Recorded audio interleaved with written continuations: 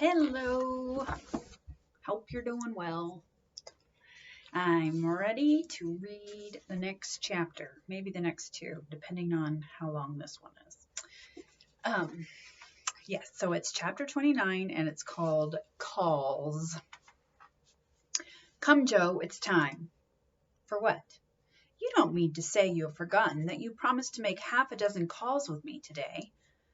I've done a good many rash and foolish things in my life, but I don't think I ever was mad enough to say I'd make 6 calls in one day when a single one upsets me for a week.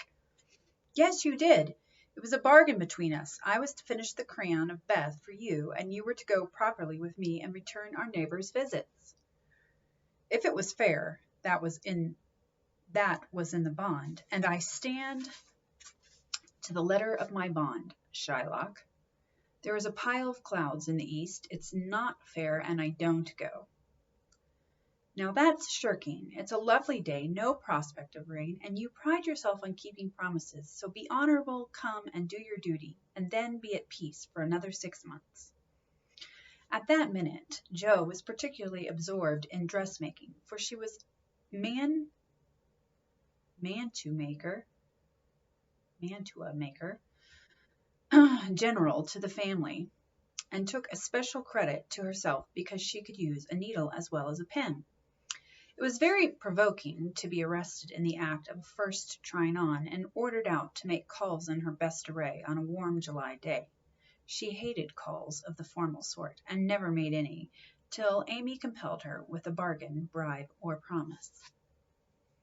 In the present instance, there was no escape, and having clashed her scissors rebelliously, while protesting that she smelt thunder, she gave in, put away her work, and taking up her hat and gloves with an air of resignation, told Amy the victim was ready. Jo March, you are perverse enough to provoke a saint. You don't intend to make calls in that state, I hope, cried Amy, surveying her with amazement. Why not? I'm neat and cool and comfortable, quite proper for a dusty walk on a warm day. If people care more for my clothes than they do for me, I don't wish to see them. You can dress for both and be as elegant as you please. It pays for you to be fine. It doesn't for me. And furbelows only worry me. Oh dear, sighed Amy. Now she's in a contrary fit, and it will drive me distracted before I can get her properly ready. I'm sure it's no pleasure to me to go today, but it is a debt we owe society, and there's no one to pay it but you and me. I'll do anything for you, Jo, if you'll only dress yourself nicely and come and help me do the civil. You can talk so well, look so aristocratic in your best things, and behave so beautifully if you try, that I'm proud of you. I'm afraid to go alone. Do come and take care of me. You're an awful little puss to flatter and wheedle your cross old sister in that way. The idea of me being aristocratic and well-bred, and your being afraid to go anywhere alone, I don't know what is the most absurd. Well, I'll go if I must, and I do my best. You shall be commander of the expedition, and I shall obey blindly. Will that satisfy you? Said Jo, with a sudden change from perversity to lamb-like submission. You're a perfect cherub. Now, put on all your best things, and I'll tell you how to behave at each place, so that you will make a good impression. I want people to like you, and they would if you'd only try to be a little more agreeable. Do your hair the pretty way, and put the pink rose in your bonnet. It's becoming, and you look too sober in your plain suit. Take your light gloves and the embroidered handkerchief. We'll stop at Meg's and borrow her white sunshade, and then you can have my dove-colored one. While Amy dressed, she issued orders, and Jo obeyed them, not without entering her protest, however, for she sighed as she rustled into her new organdy, frowned darkly at herself as she tied her bonnet strings in an irreproachable bow, wrestled viciously with pins as she put on her collar, wrinkled up her features generally as she took out the handkerchief, whose embroidery was as irritating to her nose as the present mission was to her feelings, and when she had squeezed her hands into tight gloves with 3 buttons and a tassel, as a last touch of elegance, she turned to Amy with an imbecile expression of countenance, saying meekly, I'm perfectly miserable, but if you consider me presentable, I die happy. You are highly satisfactory. Turn slowly round and let me get a careful view. Jo revolved, and Amy gave a touch here and there, then fell back with her head on one side, observing graciously. Yes, you'll do. Your head is all I could ask. Your head is all I could ask, for that white bonnet with the rose is quite ravishing. Hold back your shoulders and carry your hands easily, no matter if your gloves do pinch. There's one thing you can do well, Jo. That is, wear a shawl. I can't, but it's very nice to see you, and I'm so glad Aunt March gave you that lovely one. It's simple but handsome, and those folds over the arms are really artistic. Is the point of my mantle in the middle, and I have looped my dress evenly. Oh, is the point of my mantle in the middle? I misread the point. Is the point of my mantle in the middle, and have I looped my dress evenly? I like to show my boots, for my feet are pretty, though my nose isn't. You are a thing of beauty and a joy forever, said Jo, looking through her hand with the air of a connoisseur at the blue feather against the gold hair. Am I to drag my best dress through the dust or loop it up, please, ma'am? Hold it up when you walk, but drop it in the house. The sweeping style suits you best, and you must learn to trail your skirts gracefully. You haven't half-buttoned one cuff. Do it at once. You'll never look finished if you are not careful about the little details, for they make up the pleasing whole. Jo sighed and proceeded to burst the buttons off her glove in doing up her cuff, but at last both were ready and sailed away looking as pretty as pictures, Hannah said, as she hung out the upper window to watch them. Now, Jo dear, the Chesters consider themselves very elegant people, so I want you to put on your best deportment. Don't make any of your abrupt remarks or do anything odd, will you? Just be calm, cool, and quiet. That's safe and ladylike, and you can easily do it for 15 minutes, said Amy, as they approached the first place, having borrowed the white parasol and been inspected by Meg, with a baby on each arm. Let me see. Calm, cool, and quiet. Yes, I think I can promise that. I've played the part of a prim young lady on the stage, and I'll try it off. My powers are great, as you shall see, so be easy in your mind, my child.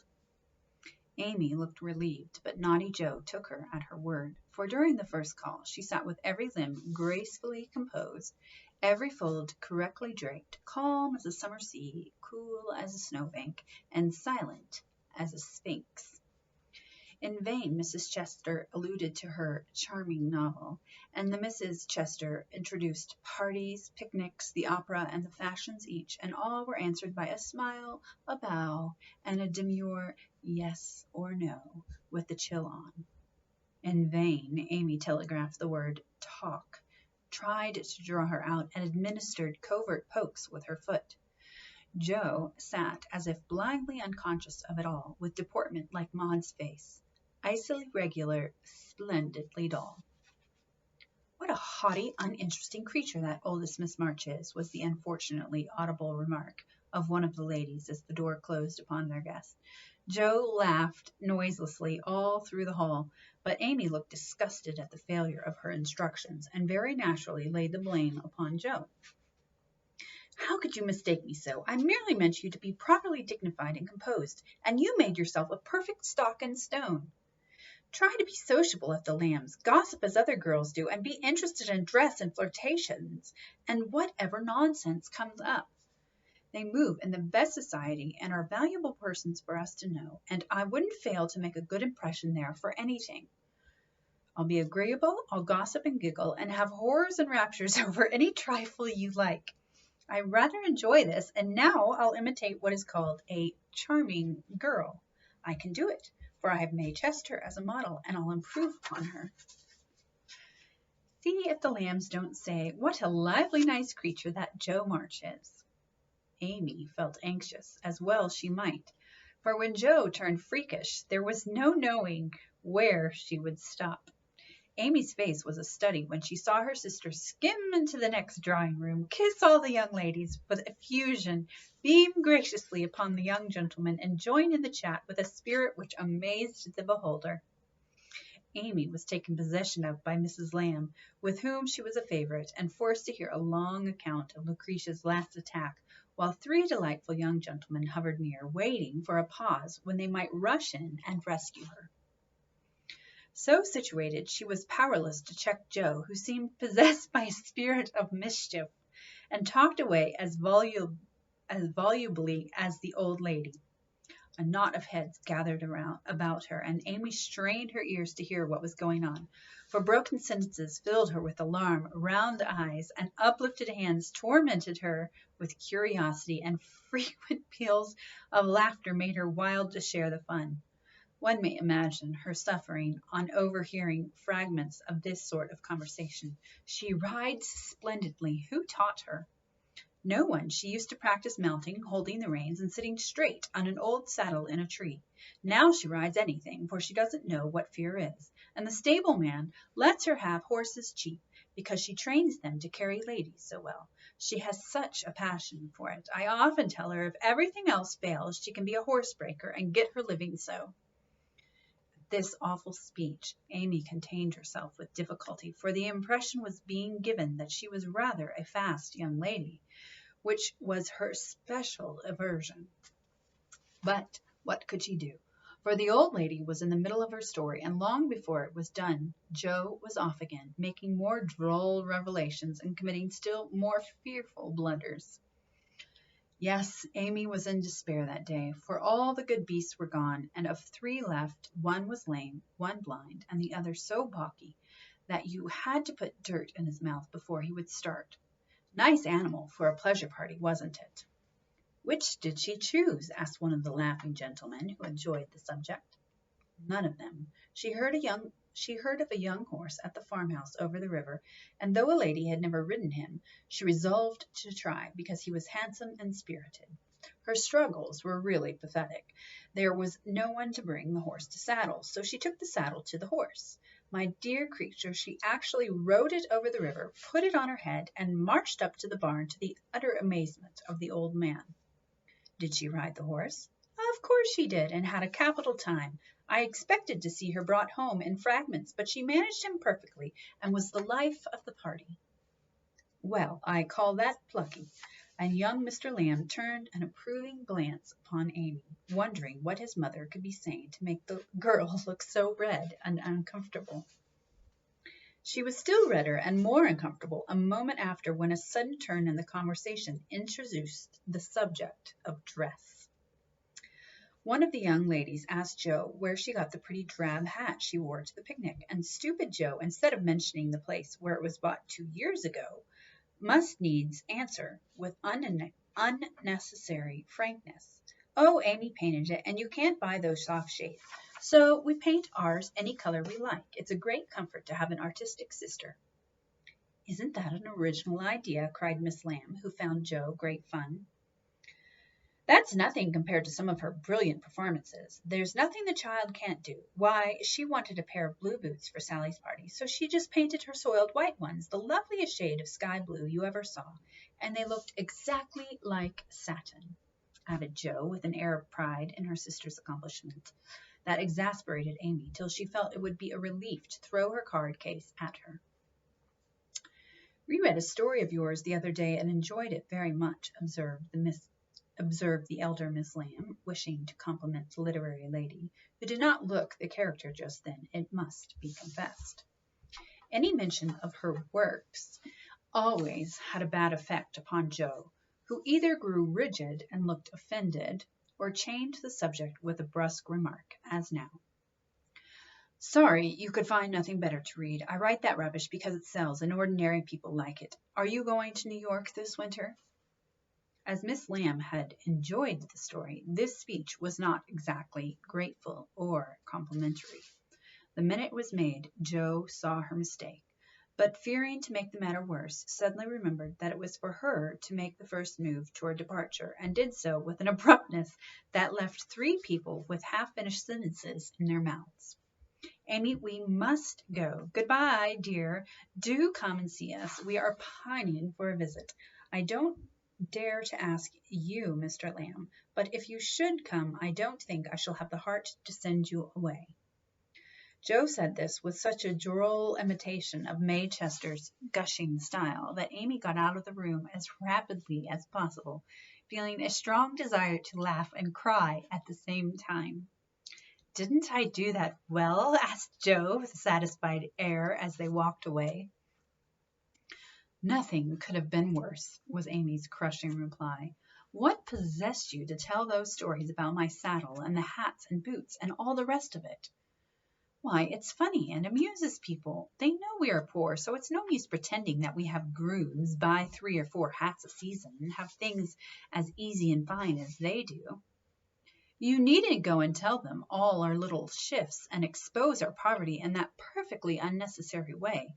You haven't a bit of proper pride, and never will learn when to hold your tongue and when to speak," said Amy despairingly. Poor Joe looked abashed, and silently chafed the end of her nose with a steel handkerchief, as if performing a penance for her misdemeanors. "How shall I behave here?" she asked, as they approached the third mansion.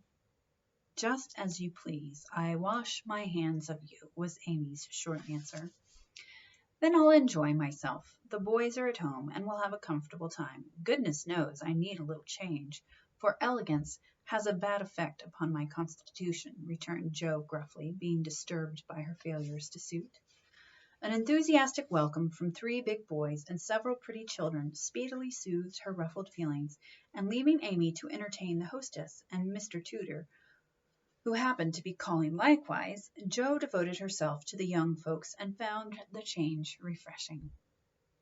She listened to college stories with deep interest, caressed pointers and poodles without a murmur, agreed heartily that Tom Brown was a brick, regardless of the improper form of praise, and when one lad proposed a visit to his turtle tank, she went with an alacrity which caused Mamma to smile upon her as that motherly lady settled the cap, which was left in a ruinous condition by filial hugs, bear-like but affectionate, and dearer to her than the most faultless coiffures from the hands of an inspired Frenchwoman. Leaving her sister to her own devices, Amy proceeded to enjoy herself to her heart's content. Mr. Tudor's uncle had married an English lady who was third cousin to a living lord, and Amy regarded the whole family with great respect. For in spite of her American birth and breeding, she possessed that reverence for titles which haunts the best of us, that unacknowledged loyalty to the early faith in kings which set the most democratic nation under the sun in a ferment at the coming of a royal yellow-haired laddie some years ago, and which still has something to do with the love of the young country bears the old.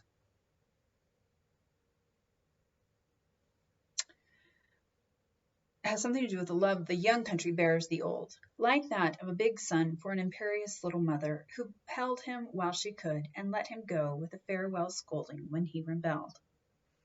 But even the satisfaction of talking with a distant connection of the British nobility did not render Amy forgetful of the time, and when the proper number of minutes had passed, she reluctantly tore herself from this aristocratic society, and looked about for Jo, fervently hoping that her incorrigible sister would not be found in any position which should bring disgrace upon the name of March.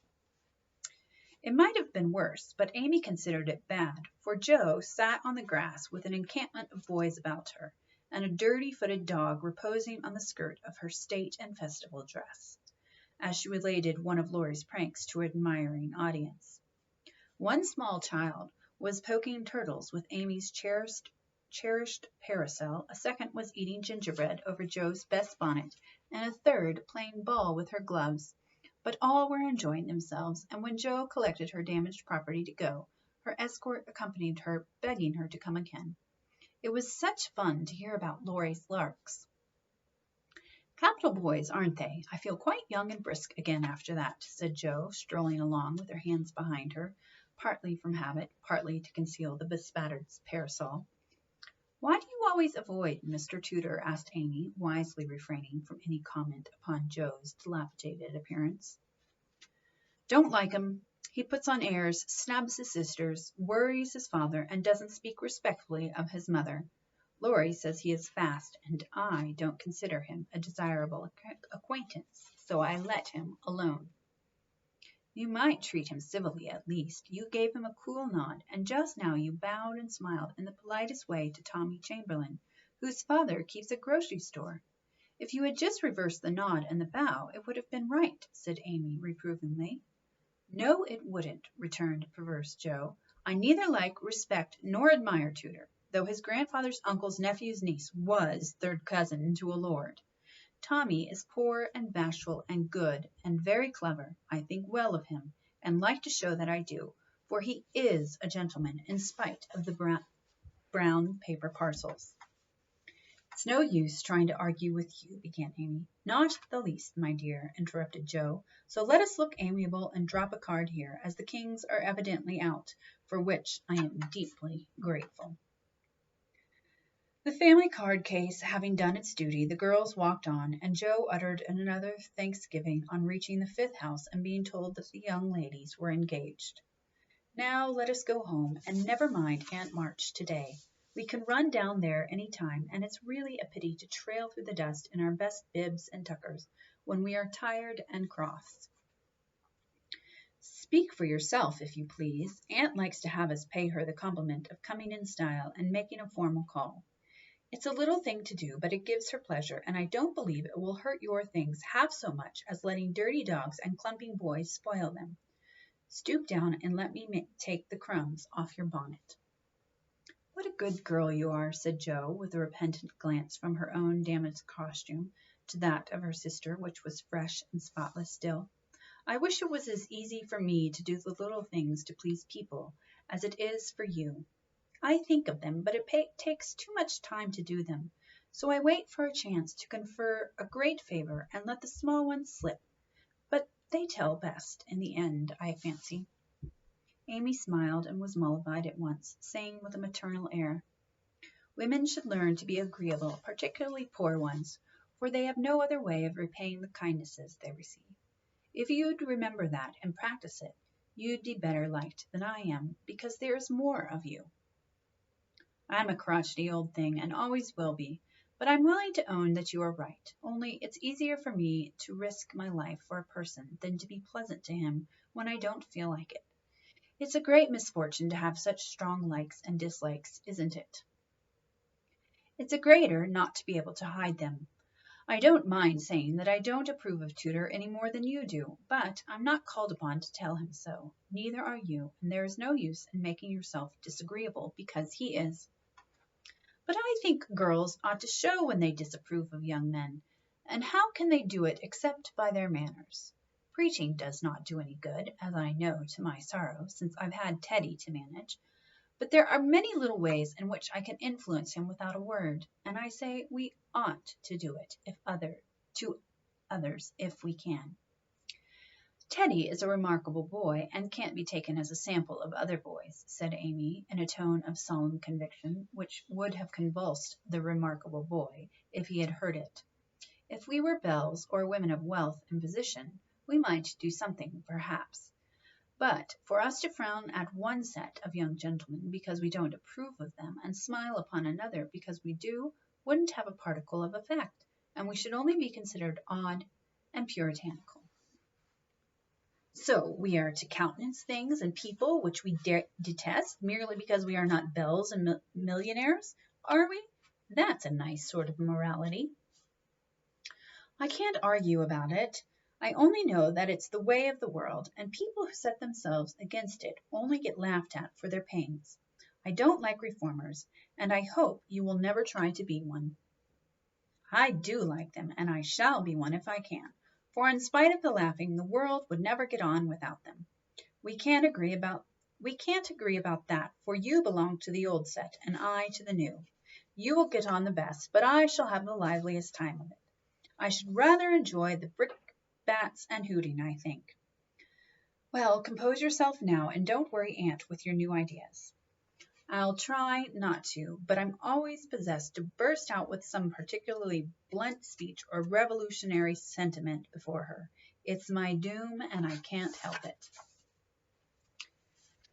They found Aunt Carroll with the old lady, both absorbed in some very interesting subject, but they dropped it as the girls came in, with a conscious look which betrayed that they had been talking about their nieces. Jo was not in good humor, and the perverse fit returned, but Amy, who had virtuously done her duty, kept her temper, and pleased everybody, was in a most angelic frame of mind. This amiable spirit was felt at once, and both aunts my deared her affectionately, and looking what they afterwards said emphatically, "That child improves every day."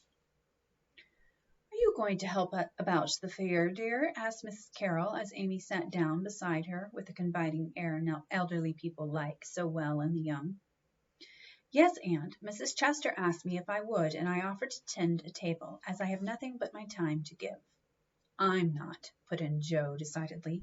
"I hate to be patronized, and the Chesters think it's a great favor to allow us to help with their highly connected fair." "I wonder you consented, Amy. They only want you to work." "I am willing to work. It's for the freedmen as well as the Chesters, and I think it very kind of them to let me share the labor and fun. Patronage does not trouble me when it is well meant." "Quite right and proper. I like your grateful spirit, my dear. It is a pleasure to help people who appreciate our efforts. Some do not, and that is trying," observed Aunt March, looking over her spectacles at Joe, who sat apart, rocking herself, with a somewhat morose expression. If Joe had only known what a great happiness was wavering in the balance for one of them, she would have turned dove-like in a minute. But unfortunately, we don't have windows in our breasts, and cannot see what goes on in the minds of our friends. Better for us that we cannot, as a general thing, but now and then it would be such a comfort, such a saving of time and temper.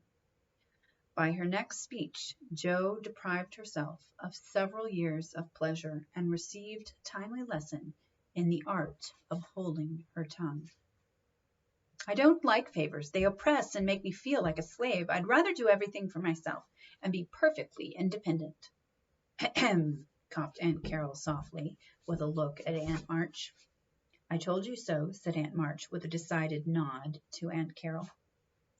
Mercifully unconscious of what she had done, Jo sat with her nose in the air, and a revolutionary aspect, which was anything but inviting. "Do you speak French, dear?" asked Mrs. Carroll, laying her hands on Amy's. "Pretty well, thanks to Aunt March, who lets Esther talk to me as often as I like," replied Amy, with a grateful look, which caused the old lady to smile affably. "How are you about languages?" asked Mrs. Carroll of Jo. "Don't know a word. I'm very stupid about studying anything. Can't bear French. It's such a slippery, silly sort of language," was the brusque reply. Another look passed between the ladies, and Aunt March said to Amy, "You are quite strong and well now, dear, I believe. Eyes don't trouble you any more, do they?" "Not at all, thank you, ma'am. I'm very well, and mean to do great things next winter, so that I may be ready for Rome whenever that joyful time arrives." "Good girl, you deserve to go, and I'm sure you will some day," said Aunt March, with an approving pat on the head, as Amy picked up her ball for her. "Crosspatch, draw the latch, sit by the fire and spin," squalled Polly, bending down from his perch on the back of her chair to peep into Joe's face, with such a comical air of impertinent inquiry that it was impossible to help laughing. "Most observing bird," said the old lady. "Come and take a walk, my dear," cried Polly, hopping toward the china closet with a look suggestive of lump sugar. "Thank you, I will. Come, Amy," and Jo brought the visit to an end, feeling more strongly than ever that calls did have a bad effect upon her constitution. She shook hands in a gentlemanly manner, but Amy kissed both aunts, and the girls departed, leaving behind them the impression of shadow and sunshine, which impression caused Aunt March to say as they vanished, "You'd better do it, Mary. I'll supply the money," and Aunt Carroll to reply decidedly, "I certainly will, if her father and mother consent." That's the end of that chapter. All right. So I will end there. I will see you next time. Bye.